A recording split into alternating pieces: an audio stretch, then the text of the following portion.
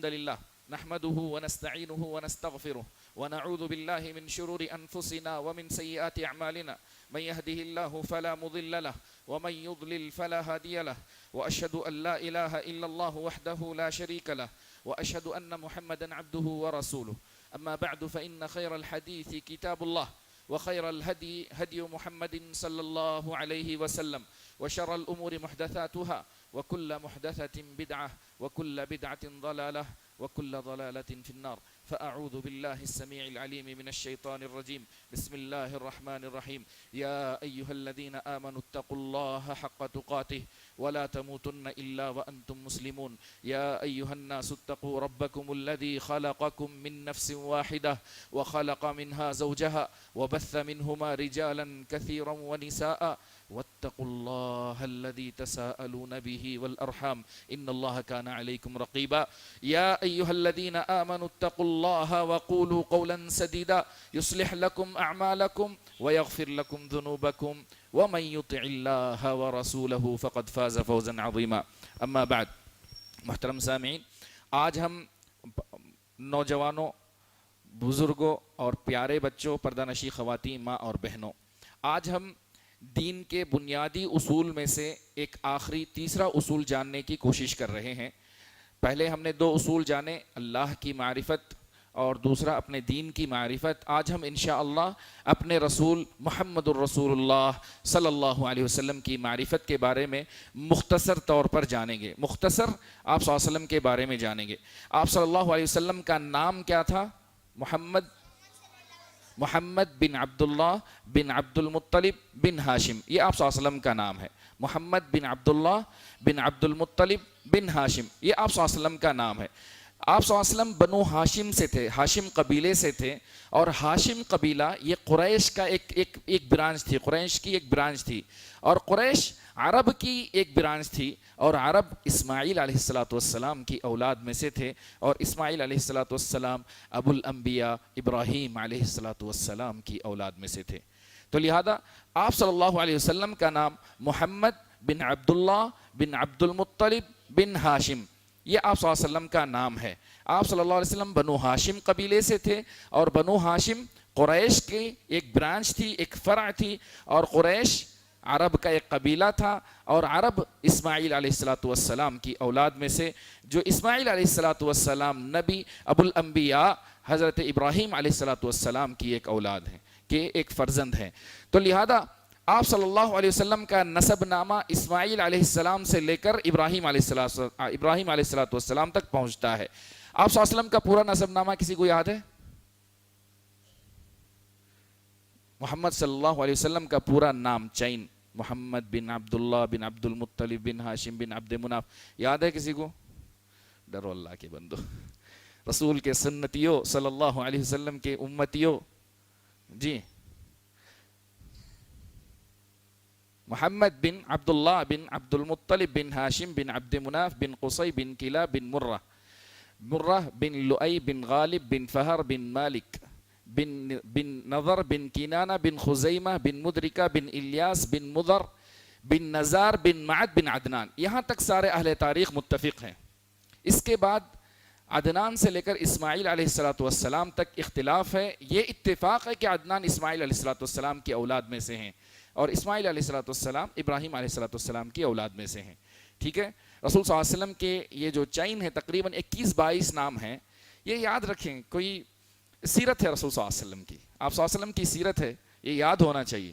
محمد بن عبداللہ بن عبد المطلب بن ہاشم بن عبد مناف بن قصی بن club بن مرہ بن کعب بن لؤی بن غالب بن فہر بن مالک بن نضر بن کنانہ بن خزیمہ بن مدرکہ بن الیاس بن مضر بن نزار بن معد بن عدنان، یہ رسول صلی اللہ علیہ وسلم کا نسب نامہ ہے۔ جی ہاں، رسول صلی اللہ علیہ وسلم کا یہ نسب نامہ یاد کرنا مشکل نہیں ہے، آسان ہے۔ اکاؤنٹ سب کو یاد رہتے ہیں، کمپنی کے امپلائی سب کو یاد رہتے ہیں، نہیں یاد رہتے؟ یاد رہتے ہیں، جی ہاں۔ لہذا رسول اللہ صلی اللہ علیہ وسلم کا یہ نسب نامہ یاد ہونا چاہیے۔ یہ سیرت ہے، دین ہے، اور رسول اللہ صلی اللہ علیہ وسلم سے محبت کا ایک نمونہ ہے یہ کہ آپ صلی اللہ علیہ وسلم کی سیرت کو آپ جانیں.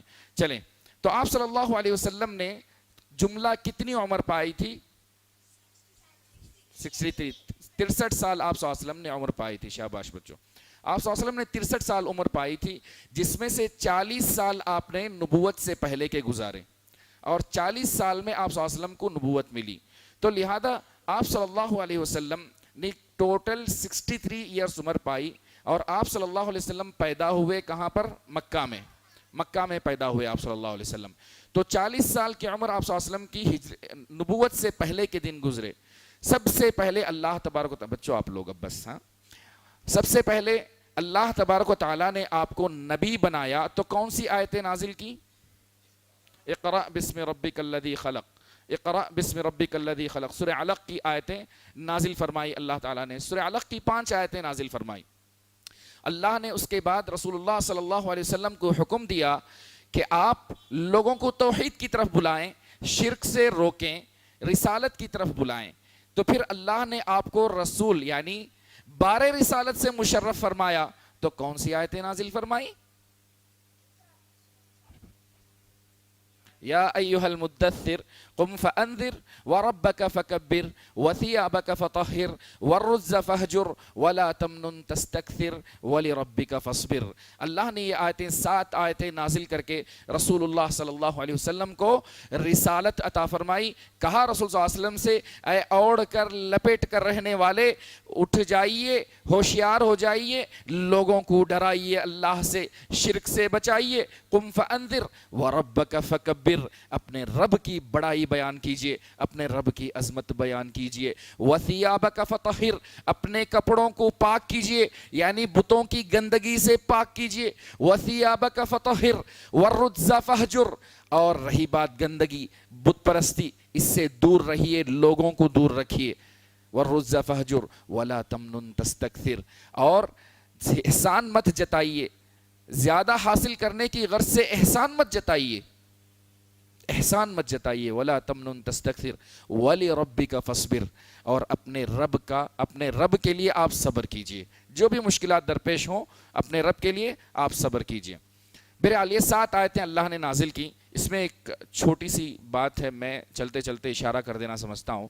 احسان جتانا جو کہتے ہیں نا، احسان، یہ بہت بڑی مصیبت ہے.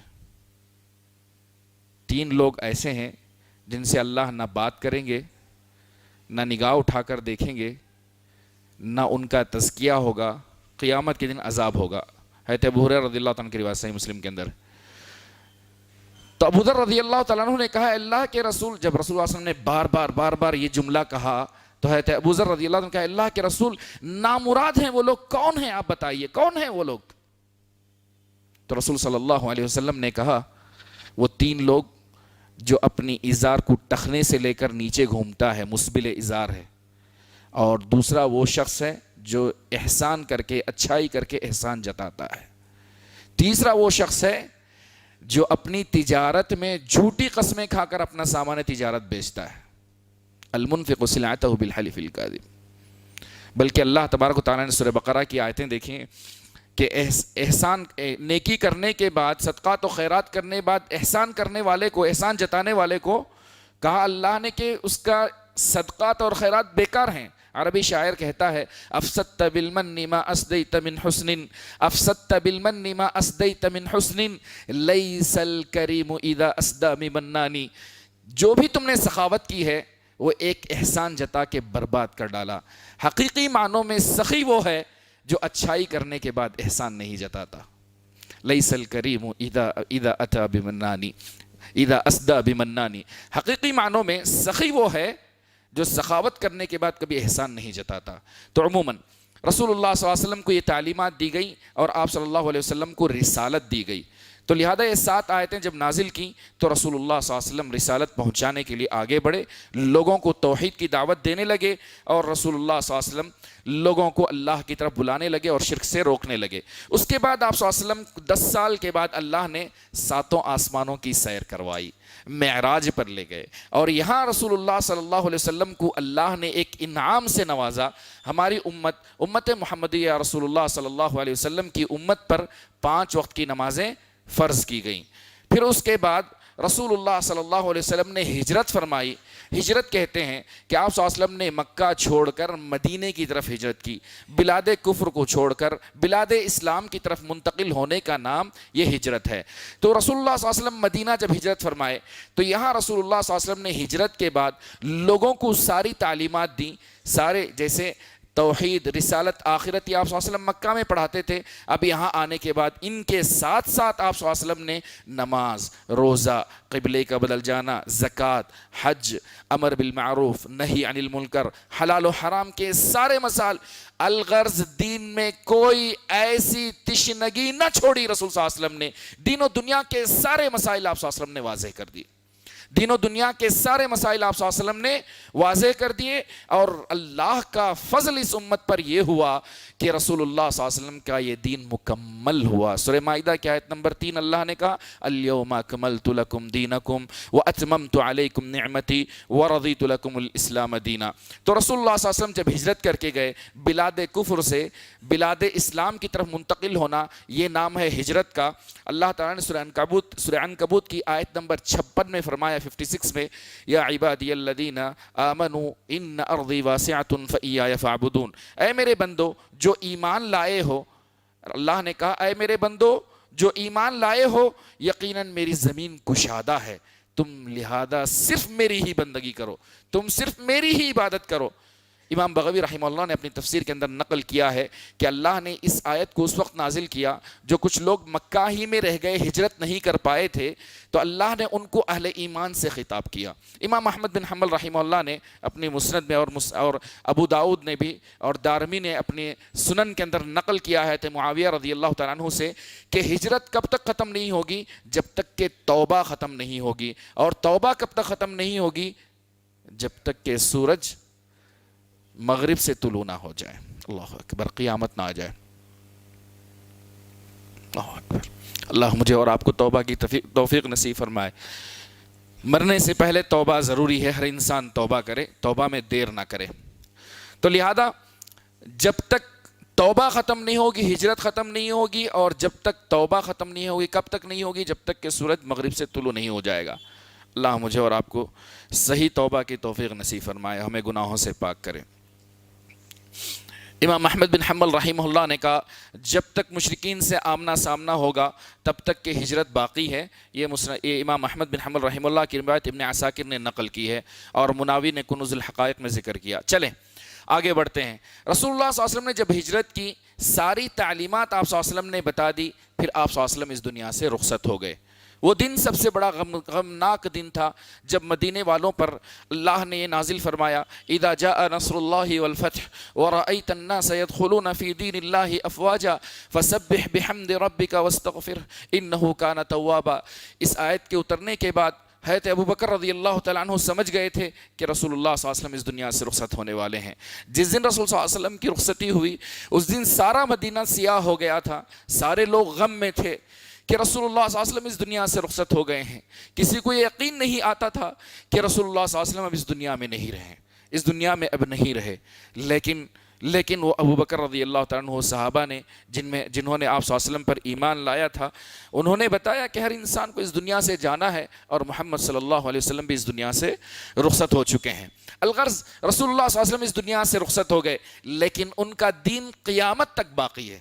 آپ صلی اللہ علیہ وسلم کا دین قیامت تک باقی ہے. تو لہذا میں نے یہاں تک جو باتیں کہی اس کو دوبارہ میں کہتا ہوں. اور نارمل سی باتیں ہیں سیرت کے بارے میں. آپ صلی اللہ علیہ وسلم مکہ میں پیدا ہوئے. آپ صلی اللہ علیہ وسلم کا نام محمد بن عبداللہ بن عبد المطلب بن ہاشم ہے اور آپ صلی اللہ علیہ وسلم بنو ہاشم سے تھے جو قریش سے ہے، قریش عرب سے، اور عرب اسماعیل علیہ السلام جو ابراہیم علیہ السلام کی اولاد ہیں. ابو الانبیاء حضرت ابراہیم علیہ السلام کی اولاد میں سے ہیں. آپ صلی اللہ علیہ وسلم مکہ میں پیدا ہوئے، 63 سال عمر پائی، 40 سال نبوت سے پہلے. نبوت جب ملی تو رسول اللہ صلی اللہ علیہ وسلم نے لوگوں کو اللہ سے ڈرایا توحید کی طرف بلایا، شرک سے بچایا۔ پھر آپ صلی اللہ علیہ وسلم کو 10 سال بعد 7 آسمانوں کی سیر کروائی گئی اور ایک قیمتی تحفہ دیا گیا نماز کی شکل میں۔ پھر آپ صلی اللہ علیہ وسلم اس کے بعد مکہ سے مدینہ ہجرت کیے۔ مدینہ میں آنے کے بعد آپ صلی اللہ علیہ وسلم نے دوسری تعلیمات پڑھائی، یہاں تک کہ آپ صلی اللہ علیہ وسلم اس دنیا سے رخصت ہو گئے اور آپ کا دین مکمل ہو گیا، اور رسول صلی اللہ علیہ وسلم کا دین قیامت تک باقی ہے۔ یہ مختصر سا خاکہ ہم نے اب تک پیش کیا تھا۔ اب اس کے بعد میں جو باتیں کہنے جا رہا ہوں اس کو ذرا بڑے غور سے سنیے گا، ٹھیک ہے؟ میں کیا بتانے جا رہا ہوں کہ رسول اللہ صلی اللہ علیہ وسلم اس دنیا میں نہیں ہے، لیکن آپ صلی اللہ علیہ وسلم کا دین قیامت تک ہے، ٹھیک ہے؟ تو اس دین کا خلاصہ میں بتانے جا رہا ہوں، جامع خلاصہ بتانے جا رہا ہوں۔ اس کو غور سے دیکھیے اور اس کو سوچئے کہ اگر یہ آپ سمجھ جائیں گے تو کسی بھی قسم کے شبہات کا آپ انشاءاللہ رد کر سکتے ہیں، ازالہ کر سکتے ہیں، کسی بھی قسم کے غلط سوال کا آپ جواب دے سکتے ہیں انشاءاللہ۔ تو دین کا خلاصہ میں بیان کرنے جا رہا ہوں، جو رسول اللہ صلی اللہ علیہ وسلم دین لے کر آئے تھے اس کا خلاصہ۔ نمبر 1، رسول اللہ صلی اللہ علیہ وسلم نے ایسی کوئی بھلائی نہیں ہے جس کا حکم نہ دیا ہو، یعنی ہر بھلائی کا رسول صلی اللہ علیہ وسلم نے حکم دیا، اور دنیا کے اندر ایسی کوئی برائی نہیں ہے جس سے رسول صلی اللہ علیہ وسلم نے نہ روکا ہو، یعنی ہر برائی سے رسول اللہ صلی اللہ علیہ وسلم نے روکا ہے، ہر بھلائی کا حکم رسول صلی اللہ علیہ وسلم نے دیا اور ہر برائی سے رسول اللہ صلی اللہ علیہ وسلم نے ہمیں روکا ہے۔ نمبر 2، سب سے بڑی بھلائی، سب سے اچھی چیز دنیا کے اندر جو سب سے خیر ہے، جس کی طرف رسول اللہ صلی اللہ علیہ وسلم نے دعوت دی اور سارے انبیاء نے دعوت دی، وہ توحید ہے، وہ توحید ہے۔ دنیا کے اندر جو سب سے بڑی بھلائی ہے، جس کا اللہ نے ہمیں حکم دیا، جس کا رسول اللہ صلی اللہ علیہ وسلم نے ہمیں پیغام دیا، وہ توحید ہے، اور ہر وہ کام ہے جو اللہ کو راضی کرے۔ اور دنیا کی سب سے بڑی برائی جس سے رسول اللہ صلی اللہ علیہ وسلم نے روکا اور سارے رسولوں نے روکا، وہ شرک ہے، وہ شرک ہے۔ تو لہذا رسول اللہ صلی اللہ علیہ وسلم نے اس امت کو شرک سے روکا ہے، اور ہر اس چیز سے روکا جو اللہ کو ناراض کرے، جو اللہ کو ناراض کرے۔ آپ صلی اللہ علیہ وسلم نے ہر بھلائی کا حکم دیا اور ہر برائی سے روکا۔ بہترین بھلائی وہ جس کا رسول صلی اللہ علیہ وسلم نے حکم دیا، وہ توحید ہے اور جو اللہ کو راضی کرے۔ اور نمبر 2، ہر وہ برائی جس سے رسول صلی اللہ علیہ وسلم نے روکا، سب سے بری برائی کون سی ہے؟ شرک ہے، اور رسول صلی اللہ علیہ وسلم نے شرک سے روکا اور ہر اس کام سے روکا جو اللہ کو ناراض کرتا ہو۔ نمبر 3، رسول اللہ صلی اللہ علیہ وسلم کو سارے عالم یعنی جن و انس کی طرف پیغمبر بنا کر بھیجا گیا۔ رسول اللہ صلی اللہ علیہ وسلم کو ہر دو عالم، جن اور انسان دونوں کی طرف رحمت اور پیغمبر رسول بنا کر بھیجا گیا۔ سورہ اعراف آیت نمبر 158 اللہ نے کہا، قل یا ایھا الناس انی رسول اللہ الیکم جمیعا، اے محمد صلی اللہ علیہ وسلم کہہ دیجئے، آپ کہہ دیجئے اے لوگو، میں تم سب یعنی جنوں اور انسانوں سب کی طرف پیغمبر بنا کر بھیجا گیا ہوں۔ تو لہذا آپ صلی اللہ علیہ وسلم کی رسالت سارے جنوں اور انسان سب کے لیے شامل تھی۔ نمبر 4، اللہ تبارک و تعالیٰ نے آپ کے دین کو مکمل کر دیا۔ پچھلے مذہب جو دین سماوی تھے وہ کہیں نہ کہیں رہ گئے تھے، بعد میں آنے والے انبیاء اس کی تکمیل کرتے، لیکن محمد صلی اللہ علیہ وسلم کا دین اللہ نے مکمل کر دیا۔ تو لہذا اللہ نے سورہ مائدہ کی آیت نمبر 3 نازل کر کے اس امت پر احسان کیا اور یہ خصوصیت بتائی، الیوم اکملت لکم دینکم واتممت علیکم نعمتی ورضیت لکم الاسلام دینا۔ دین اسلام محمد صلی اللہ علیہ وسلم کا دین مکمل ہو چکا ہے، یعنی آپ صلی اللہ علیہ وسلم نے دین کے اندر دین کے دنیا کے سارے مسائل بتا کر اس دنیا سے رخصت ہوئے، کوئی تشنگی نہیں چھوڑی، یعنی کوئی ایسا شوشہ نہیں چھوڑا کہ کوئی اس کے اندر کوئی پیدا کرے یا کوئی اضافہ کرے یا کوئی ایڈ کرے، اس کی ضرورت نہیں ہے۔ ہمارا دین مکمل ہے، دین ہمارا مکمل ہے۔ الیوم اکملت لکم دینکم واتممت علیکم نعمتی ورضیت لکم الاسلام دینا۔ نمبر 5، رسول اللہ صلی اللہ علیہ وسلم اس دنیا سے رخصت ہو چکے ہیں، رسول اللہ صلی اللہ علیہ وسلم اس دنیا سے رخصت ہو چکے ہیں اور ہر انسان کو اس دنیا سے جانا ہے۔ سورہ زمر آیت نمبر 30 اور 31 اللہ نے فرمایا، انک میت وانہم میتون ثم انکم یوم القیامت عند ربکم تختصمون۔ اے نبی محمد صلی اللہ علیہ وسلم، آپ کو بھی اس دنیا سے رخصت ہونا ہے اور ہر شخص کو یہاں سے رخصت ہونا ہے، آپ کو بھی اس دنیا سے رخصت ہونا ہے اور ان لوگوں کو بھی اس دنیا سے رخصت ہونا ہے۔ آخر کار قیامت کے روز تم سب اپنے ایک دوسرے کے مقدمات اللہ کے آگے پیش کرو گے۔ تم قیامت کے دن اپنے اپنے مقدمات اللہ کے آگے پیش کرو گے۔ نمبر 5، آپ صلی اللہ علیہ وسلم اس دنیا سے رخصت ہو چکے ہیں، ہر انسان کو اس دنیا سے جانا ہے، ٹھیک ہے۔ نمبر 6، اس دنیا سے مرنے کے بعد اللہ تبارک و تعالی ہمیں دوبارہ اٹھائے گا۔ اس دنیا سے جانے کے بعد اللہ تبارک و تعالی ہمیں دوبارہ اٹھائے گا، دوبارہ زندہ کرے گا، روز محشر میں ہمیں دوبارہ زندہ کر کے اکٹھا کرے گا۔ سورہ طٰہٰ آیت نمبر 55، اللہ نے کہا منہا خلقناکم وفیہا نعیدکم ومنہا نخرجکم تارۃ اخری، اسی زمین سے ہم نے تمہیں پیدا کیا اور اسی میں ہم تمہیں واپس لے جائیں گے اور اسی سے تمہیں قیامت کے دن دوبارہ نکالیں گے۔ اس بارے میں بے شمار آیتیں اللہ نے ذکر کی ہیں۔ 6 باتیں میں نے بتائی، دوبارہ کہتا ہوں۔ اس محمد صلی اللہ علیہ وسلم نے ہر بھلائی کا حکم دیا اور ہر برائی سے روکا۔ نمبر 2، سب سے بہترین بھلائی یا خیر جس کی رسول صلی اللہ علیہ وسلم نے دعوت دی وہ توحید ہے، اور سب سے بری برائی جس سے رسول صلی اللہ علیہ وسلم نے روکا وہ شرک ہے اور ہر وہ کام جو اللہ کو ناپسند ہے۔ نمبر 3، محمد صلی اللہ علیہ وسلم کو جنوں انس دونوں کی طرف پیغمبر بنا کر بھیجا گیا، دونوں کے لیے رحمت بنا کر بھیجا گیا۔ نمبر 4، رسول اللہ صلی اللہ علیہ وسلم کا دین مکمل ہو چکا ہے۔ آپ صلی اللہ علیہ وسلم نے دین و دنیا کے مسائل میں کوئی تشنگی نہ چھوڑی، کوئی پیاس نہ چھوڑی، ہر چیز آپ صلی اللہ علیہ وسلم نے بیان کر دی اور واضح کر دیا۔ نمبر 5، آپ صلی اللہ علیہ وسلم اس دنیا سے رخصت ہو چکے ہیں اور ہر انسان کو اس دنیا سے رخصت ہونا ہے۔ نمبر 6، ہم سب کو اس دنیا سے جانا ہے، مرنے کے بعد اللہ ہمیں قیامت کے دن دوبارہ زندہ کرے گا، دوبارہ اٹھائے گا۔ نمبر 7، اللہ جب ہمیں دوبارہ اٹھائے گا تو حساب و کتاب کرے گا۔ جنہوں نے اچھائی کی ہے ان کا بدلہ انشاءاللہ اچھائی سے ملے گا اور جنت ملے گی، اور جنہوں نے برائی کی ہے ان کو اللہ سزا دے گا، اگر شرک کیا ہے تو جہنم میں جانا پڑے گا۔ ہم سب کو اس دنیا سے رخصت ہونا ہے، اللہ دوبارہ اٹھائے گا، جب دوبارہ اٹھائے گا تو حساب و کتاب دینا پڑے گا۔ جو اچھائی کیے ہیں وہ جنت میں جائیں گے، یعنی مسلمان لا الہ الا اللہ جس کے دل میں ذرا برابر بھی ایمان ہوگا انشاءاللہ جنت میں جائے گا۔ اگر برائی کی ہے، شرک کیا ہے تو جہنم میں جانا پڑے گا۔ سورہ نجم آیت نمبر 31 اللہ نے کہا وَلِلَّهِ مَا فِي السَّمَاوَاتِ وَمَا فِي الْأَرْضِ لِيَجْزِيَ الَّذِينَ أَسَاءُوا بِمَا عَمِلُوا وَيَجْزِيَ الَّذِينَ أَحْسَنُوا بِالْحُسْنَى، اور زمین اور آسمانوں کا ہر چیز کا مالک اللہ ہی ہے، ہر چیز کا مالک اللہ ہی ہے، تاکہ اللہ برائی کرنے والوں کو ان کی برائی کا بدلہ دے اور جنہوں نے اچھائی کی ہے ان کا بدلہ اچھائی سے دے۔ دعا کریں کہ اللہ مجھے اور آپ کو بغیر حساب و کتاب کے جنت عطا کرے، کیونکہ من نوقش الحساب عذب، جس کا حساب و کتاب لیا جائے گا وہ تو پکڑا گیا، جس کا حساب و کتاب لیا گیا وہ پکڑا گیا۔ اللہ مجھے اور آپ کو بغیر حساب و کتاب کے جنت میں داخل فرمائے۔ وَمَا ذَلِكَ عَلَى اللَّهِ بِعَزِيزٍ، اور یہ اللہ کے لیے آسان ہے کہ ہم غریب بندوں کو اللہ بغیر حساب و کتاب کے جنت میں داخل کر سکتا ہے انشاءاللہ۔ نمبر 8، جس شخص نے بھی اس دنیا سے مرنے کے بعد دوبارہ اٹھنے کا انکار کیا وہ کافر ہے۔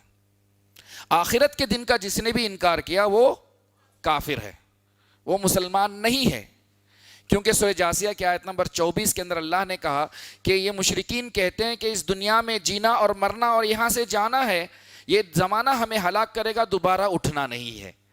جی ہاں، اللہ نے اس کی تردید کی، کہا کہ اس دنیا سے رخصت ہونا ہے، رخصت ہونے کے بعد اللہ دوبارہ اٹھائے گا، حساب و کتاب کرے گا۔ اگر کوئی شخص اس کا انکار کرے تو وہ کافر ہے۔ دیکھیے سورہ تغابن آیت نمبر 7 اللہ نے کہا زعم الذین کفروا ان لن یبعثوا، یہ کافر دعویٰ کرتے ہیں کہ دوبارہ کبھی نہیں اٹھائے جائیں گے۔ قل بلا وربی لتبعثن ثم لتنبؤن بما عملتم وذلک علی اللہ یسیر، کہہ دیجئے نہیں میرے رب کی قسم، تم ضرور اٹھائے جاؤ گے اور اللہ تمہیں ضرور باخبر کرے گا کہ تم نے کیا کیا کیے ہیں، اور یہ اللہ کے لیے آسان ہے، کوئی مشکل نہیں ہے۔ وَذَلِكَ عَلَى اللَّهِ يَسِيرٌ وَذَلِكَ عَلَى اللَّهِ يَسِيرٌ وَذَلِكَ عَلَى اللَّهِ يَسِيرٌ، یہ اللہ کے لیے بہت آسان ہے۔ تو لہذا اللہ جب دوبارہ اٹھائے گا تو حساب لے گا۔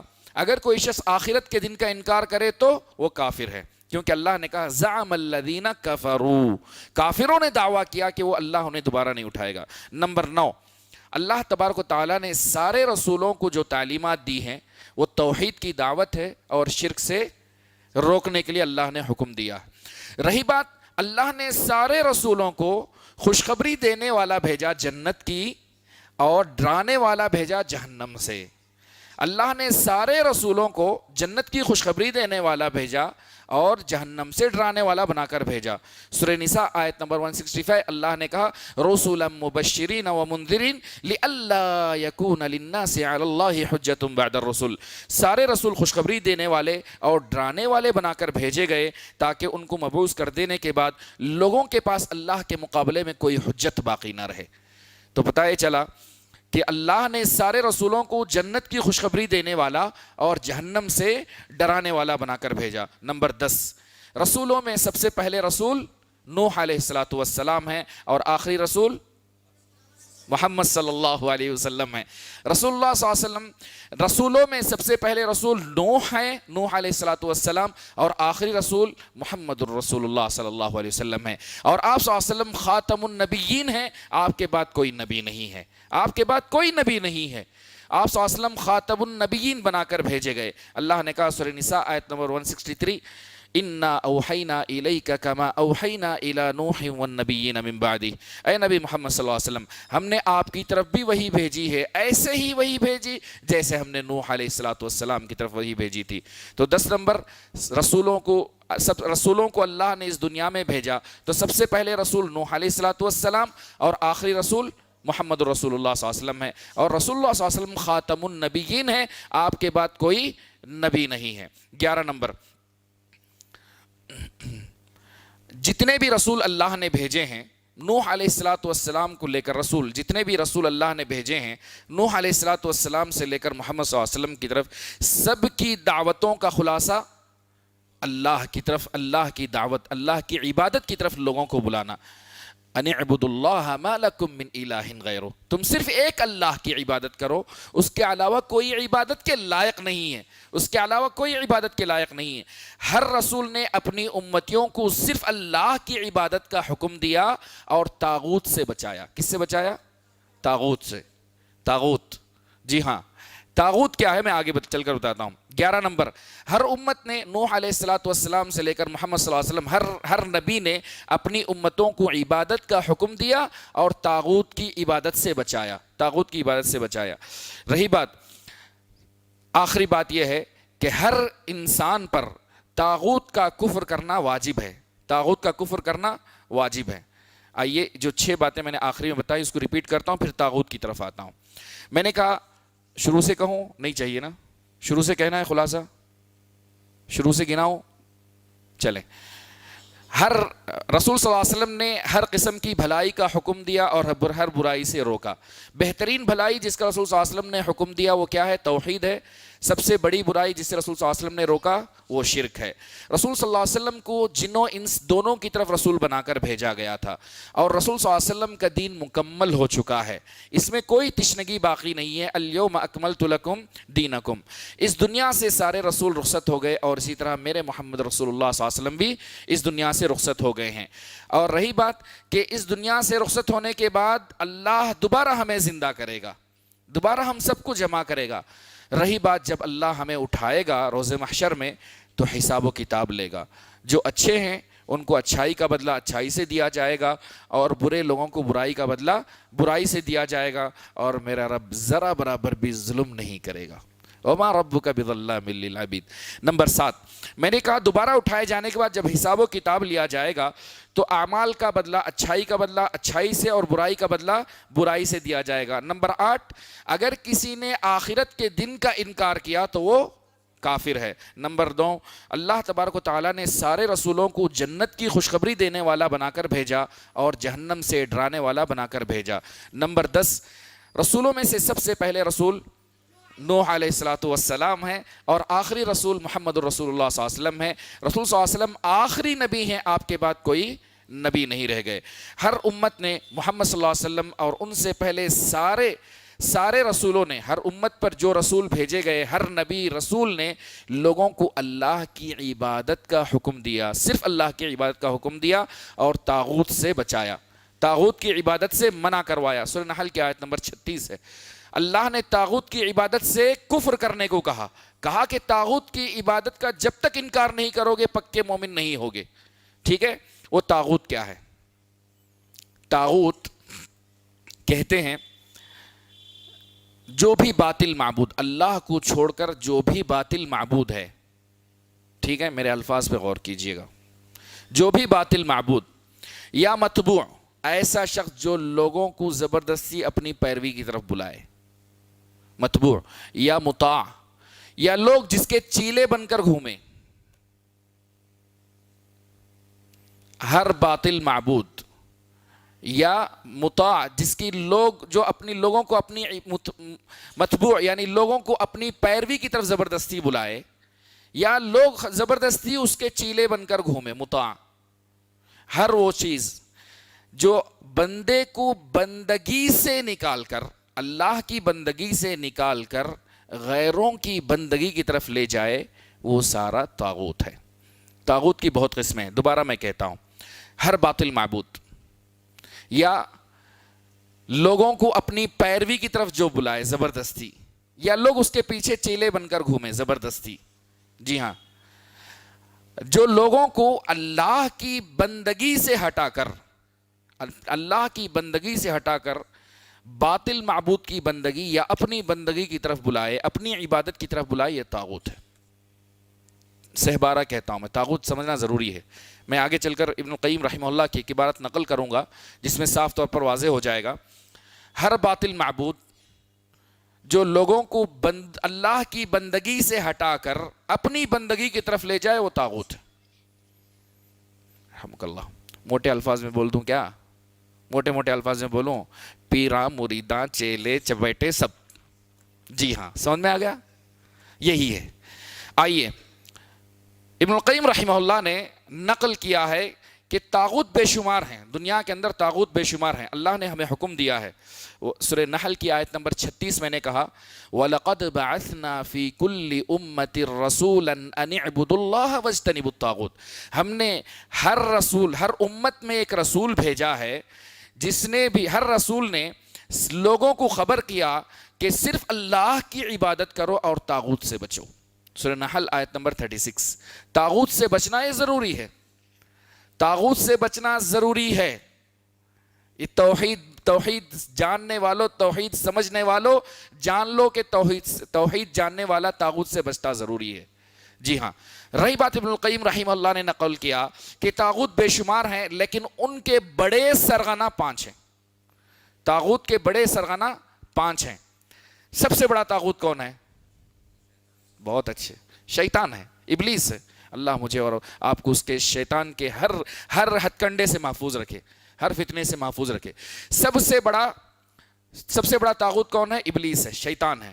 نمبر 2، ہر وہ شخص جو لوگوں کو اپنی بندگی اور اپنی اطاعت کی طرف بلائے، ہر وہ شخص جو لوگوں کو اپنی بندگی کی طرف بلائے، کہے کہ میری پیروی کرو یا زبردستی میری عبادت کرو۔ نمبر 3، ایسا شخص جس کی عبادت کی جائے، لوگ پوچھیں اور اس سے راضی ہو۔ بعض مرتبہ لوگ بابا بنا لیتے ہیں، لیکن فرض بنتا یہ ہے کہ منع کرے کہ میری عبادت نہ کرو، اللہ کی عبادت کرو، لیکن اگر اس سے راضی ہو تو وہ بھی طاغوت ہے۔ پہلے اور دوسرے اور تیسرے میں فرق معلوم ہوا؟ پہلا شخص لوگوں کو خود بلاتا ہے اپنی بندگی کی طرف، دوسرا شخص لوگ اس کی بندگی کرتے ہیں لیکن وہ منع نہیں کرتا، اس سے راضی ہے۔ تو طاغوت کے 5 سرداروں میں سے 3 میں نے ذکر کیا۔ سب سے پہلا شیطان ہے۔ نمبر 2، ہر وہ شخص جو لوگوں کو اپنی بندگی کی طرف بلائے، اپنی عبادت کی طرف بلائے۔ نمبر 3، لوگ جس کی پیروی کریں، بندگی کریں، لوگ جس کی بندگی کریں، عبادت کریں اور اس سے وہ راضی ہو، کچھ نہیں کہتا لوگوں کو، تو ہر وہ شخص بھی کیا ہے؟ طاغوت ہے۔ نمبر 4، طاغوتوں کا سرغنہ، نمبر 4، ہر وہ شخص جو غیب کا دعویٰ کرے، ہر وہ شخص جو علم غیب کا دعویٰ کرے وہ طاغوت ہے، طاغوت ہے وہ۔ نمبر 5، ہر وہ شخص جو اللہ کی شریعت کو چھوڑ کر غیر دوسری شریعت کا فیصلہ دے، دوسری شریعت کے مطابق فیصلہ دے۔ ہر وہ شخص جو اللہ کی شریعت کو چھوڑ کر دوسری شریعت کا فیصلہ دے۔